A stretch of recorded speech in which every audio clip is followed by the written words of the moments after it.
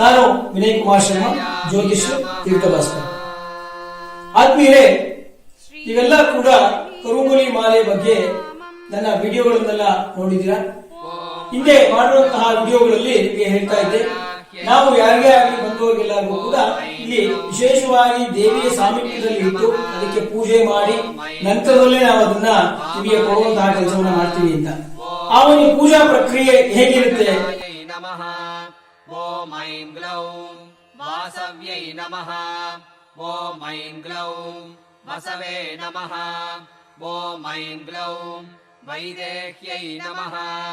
ಓಂ ಐಂ ಗ್ಲೌಂ ವಿರಸುವೆ ನಮಃ.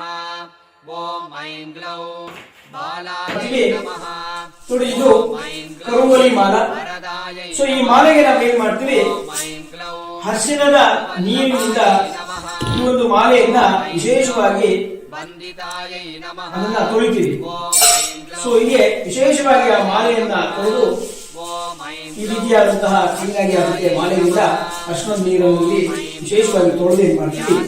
ನಂತರದಲ್ಲಿ ಓಂ ಐಂ ಗ್ಲೌಂ ವಂಚಿನ್ಯೈ ನಮಃ. ಓಂ ಐಂ ಗ್ಲೌಂ ಬಲಾಯೈ ನಮಃ. ಸಂಕಲ್ಪವನ್ನ ಮಾಡ್ಕೋತೀವಿ. ಸಂಕಲ್ಪ ಅಂದ್ರೆ ಏನಪ್ಪಾ ಅಂತಂದ್ರೆ ಅಫರ್ಮೇಶನ್.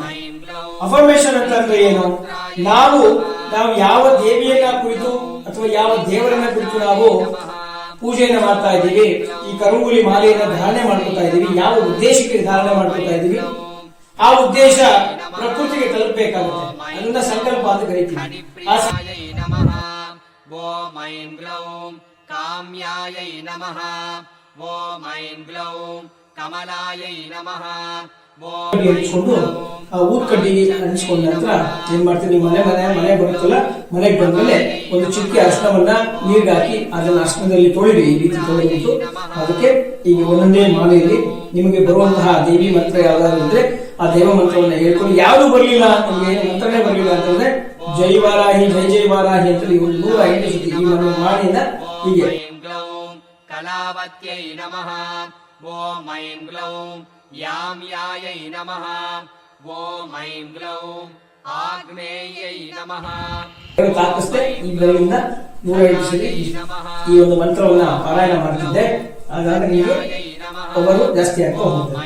ಆಮೇಲೆ ಇದನ್ನ ರಾತ್ರಿ ಮಲಗಬೇಕಾದ್ರೆ ತೆಗೆದಿಟ್ಟು ಮಲಗಬೇಕು. ಬೆಳಿಗ್ಗೆ ಶುಚಿರ್ಭೂತರಾಗಿ ಇದನ್ನ ಧಾರಣೆ ಮಾಡ್ಕೋಬೇಕು. ಸಾಧ್ಯವಾದಷ್ಟು ಮಂಗಳವಾರದ ದಿವಸ ಉತ್ತರಾಭಿಮುಖವಾಗಿ ಇಟ್ಟುಕೊಂಡು ವಾರಾಹಿ ನಾಮಸ್ಮರಣೆಯನ್ನ ಅಥವಾ ಸುಬ್ರಹ್ಮಣ್ಯ ಸ್ವಾಮಿ ನಾಮಸ್ಮರಣೆಯನ್ನ ಮಾಡಿದ್ರೆ ಇನ್ನೂ ಇದಕ್ಕೆ ಎನರ್ಜಿ ಜಾಸ್ತಿ ಆಗ್ತಾ ಹೋಗುತ್ತೆ.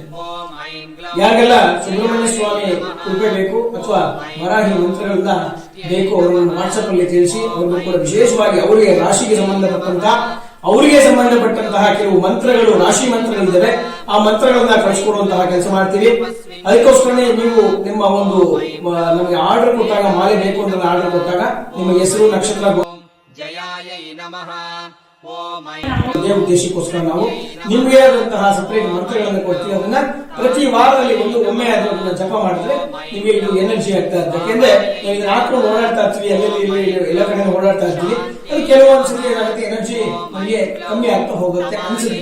ಆವಾಗ ಈ ಮಂತ್ರವನ್ನ ಧಾರಣೆ ಮಾಡಿ ಪಠಣೆ ಮಾಡಿಬಿಟ್ಟು ಈ ರೀತಿ ಧೂಪ ತೋರಿಸೋದ್ರಿಂದ ಇದಕ್ಕೆ ನಿಮಗೆ ವಿಶೇಷವಾಗಿ ಅದಕ್ಕೆ ಶಕ್ತಿ, ಎನರ್ಜಿ ಜಾಸ್ತಿ ಆಗ್ತಾ ಹೋಗುತ್ತೆ.